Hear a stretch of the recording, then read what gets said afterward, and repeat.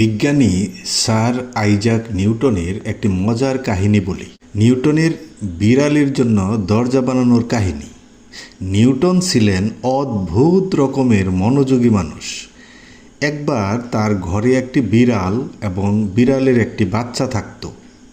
Newton চেয়েছিলেন যাতে তারা দরজা খোলার ঝামেলা ছাড়াই আসা যাওয়া করতে পারে। তাই তিনি দরজায় একটি ছিদ্র করে দিলেন, বড় বিড়ালের জন্য বড় ছিদ্র। কিন্তু মজার ব্যাপার হলো তিনি বাচ্চা বিড়ালের জন্য আলাদা করে আরেকটি ছোট ছিদ্র করে নিলেন, যেন বাচ্চা বিড়াল বড় দরজা দিয়ে ঢুকতে পারবে না, এটা তিনি খেয়ালই করেননি।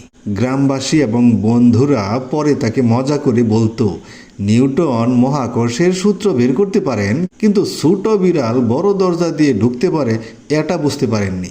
বন্ধুরা, গল্পটা কেমন লাগলো? যদি ভালো লাগে ভিডিওটা লাইক করুন আর শেয়ার করুন।